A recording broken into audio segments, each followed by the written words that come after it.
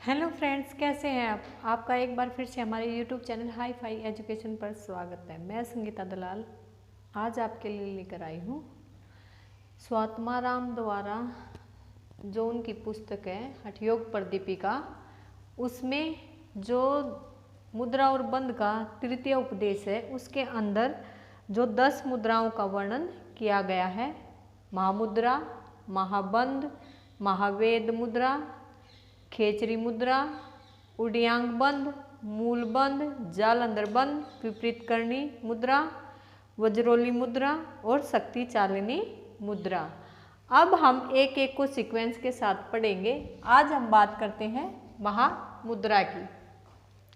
महामुद्रा जो होती है वो हमें जो है दंडासन में बैठ के जमीन के ऊपर, और जो हमारा बायां पैर होता है उसकी एडी को अपनी सिवनी से लगाते हैं और दाएं पैर को बिल्कुल सीधा फैला के रखते हैं।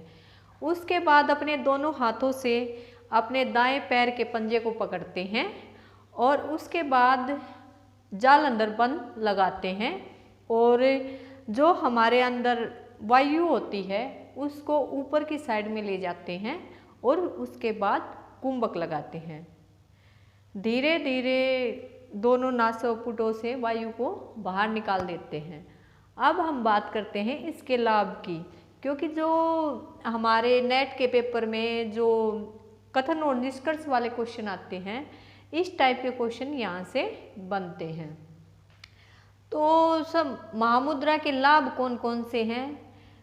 जैसे स्वात्माराम जी ने कहा कि हमारी जितनी भी मुद्राएं हैं सबको सोने की पिटारी की तरह गुप्त रखना चाहिए। जिस तरह से एक जो कुलीन स्त्री है, अच्छे कुल की स्त्री है, वो अपने सहवास सहभोग की चर्चा किसी के साथ नहीं करती, उसी प्रकार हमें अपनी मुद्राओं का भी वर्णन किसी के साथ नहीं करना चाहिए, उसे सोने की पिटारी की तरह गुप्त रखना चाहिए। तो अब हम बात करते हैं महामुद्रा के लाभ की।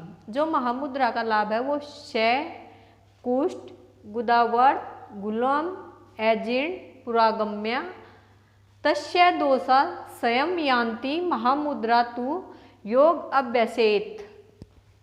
यानी क्षय यानी तपेदिक, जिसे टीबी भी बोलते हैं,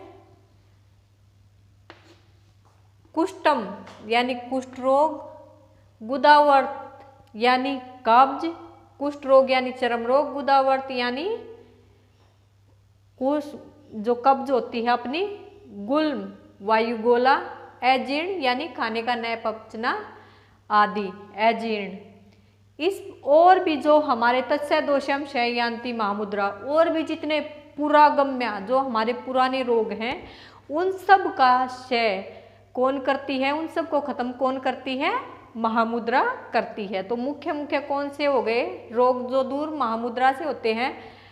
टीबी, चर्म रोग, कब्ज, वायुगोला और अपच, इस टाइप के जो रोग हैं वो महामुद्रा से खत्म होते हैं।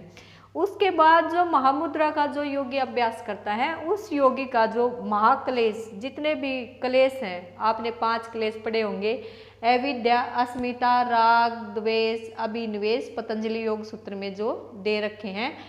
तो अविद्या जो है वो सभी क्लेशों का मूल है, सभी क्लेशों की जननी मानी गई है। तो जो हमारे 5 क्लेश हैं, महामुद्रा का अभ्यास करने से वे 5 क्लेश दूर होते हैं।